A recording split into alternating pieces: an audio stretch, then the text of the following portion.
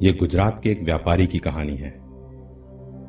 जब उसकी मृत्यु का समय निकट आया तो उसने अपने एकमात्र पुत्र को बुलाकर कहा, बेटा, मेरे पास धन संपत्ति तो है नहीं जो मैं तुम्हें विरासत में दूं, पर मैंने जीवन भर सच्चाई और प्रामाणिकता से काम किया है, तो मैं तुम्हें आशीर्वाद देता हूं कि तुम जीवन में बहुत सुखी रहोगे और धूल को भी हाथ लगाओगे तो वह सोना बन जाएगी। बेटे ने सिर झुकाकर पिताजी के पैर छुए। पिता ने सिर पर हाथ रखकर आशीर्वाद दिया और संतोष के साथ अपने प्राण त्याग दिए। अब घर का खर्च बेटे धनपाल को संभालना था। उसने एक छोटी सी ठेलानुमा गाड़ी पर अपना व्यापार शुरू किया। धीरे धीरे व्यापार बढ़ने लगा तो उसने एक छोटी सी दुकान ले ली। व्यापार और बढ़ा। अब नगर के संपन्न लोगों में उसकी गिनती होने लगी।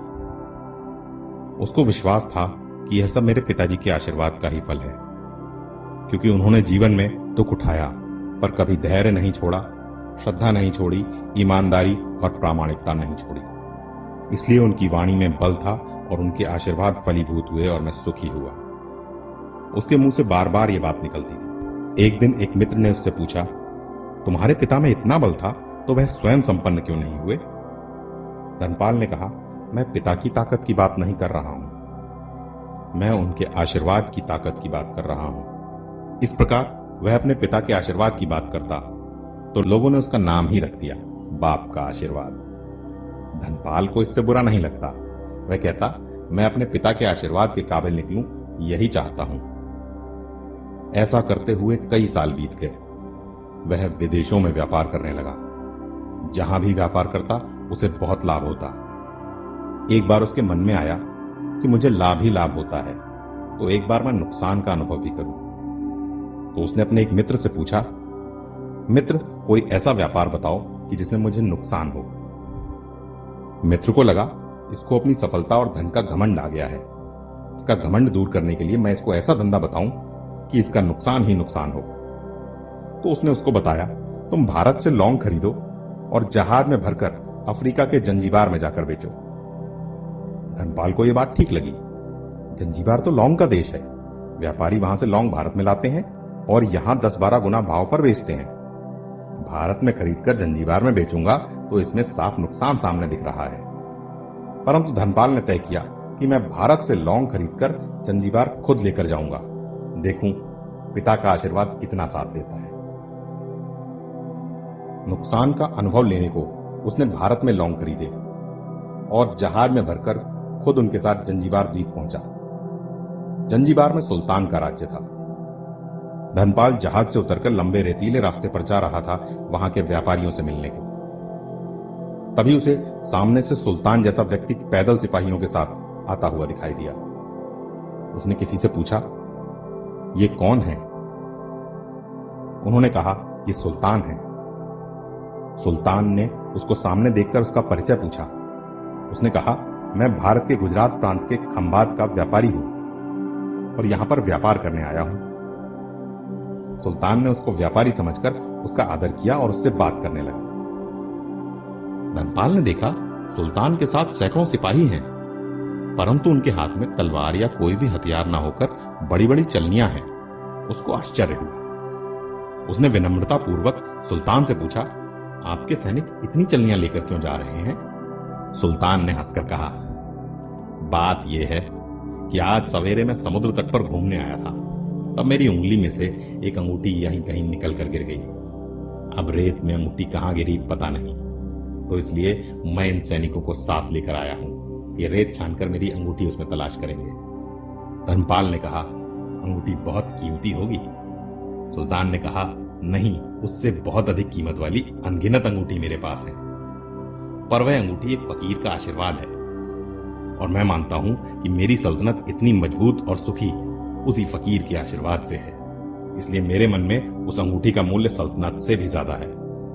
इतना कहकर सुल्तान ने फिर पूछा कि बोलो सेठ, इस बार आप क्या माल लेकर आए हो?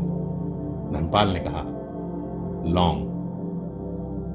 लौंग? सुल्तान के आश्चर्य का ठिकाना नहीं रहा। ये तो लौंग का ही देश है सेठ, यहां लौंग बेचने आए हो? किसने आपको ऐसी सलाह दी? जरूर वो कोई आपका दुश्मन होगा। यहाँ तो 1 पैसे में मुट्ठी भर लौंग मिलती है। यहाँ लौंग कौन खरीदेगा? और तुम क्या कमाओगे सेठ? धनपाल ने कहा, मुझे यही तो देखना है, यहाँ भी मुनाफा होता है या नहीं। मेरे पिता के आशीर्वाद से आज तक मैंने जो भी धंधा किया उसमें मुनाफा ही मुनाफा हुआ। तो अब मैं देखना चाहता हूं उनका आशीर्वाद यहां भी फलता है या नहीं। सुल्तान ने पूछा, पिता का आशीर्वाद? इसका क्या मतलब? धनपाल ने कहा, मेरे पिता सारा जीवन ईमानदारी और प्रामाणिकता से काम करते रहे, परंतु धन नहीं कमा सके। उन्होंने मरते समय मुझे भगवान का नाम लेकर मेरे सिर पर हाथ रखकर आशीर्वाद दिया था कि तेरे हाथ में धूल भी सोना बन जाएगी। ऐसा बोलते बोलते धनपाल नीचे झुका और जमीन में से रेत में से एक मुट्ठी भरी और सुल्तान के सामने मुट्ठी खोलकर उंगलियों के बीच में से रेत गिराई। मगर ये क्या? धनपाल और सुल्तान दोनों के आश्चर्य का पार नहीं रहा। उसके हाथ में एक हीरे जड़ित अंगूठी थी। जी हां, यही सुल्तान की गुम हुई अंगूठी थी। अंगूठी देखकर सुल्तान बहुत प्रसन्न हुआ। बोला, वाह खुदा, आपकी करामात का पार नहीं। आप पिता के आशीर्वाद को भी सच्चा करते हो। धनपाल ने कहा, फकीर के आशीर्वाद को भी वही परमात्मा सच्चा करता है। सुल्तान बहुत खुश हुआ, धनपाल को गले लगाया और कहा, मांग सेठ, आज जो तू मांगेगा मैं दूंगा। धनपाल ने कहा, आप 100 वर्ष तक जीवित रहो और आपकी प्रजा की अच्छी तरह से देखभाल करो। प्रजा सुखी रहे, इसके अलावा मुझे कुछ नहीं चाहिए। सुल्तान और अधिक प्रसन्न हो गया।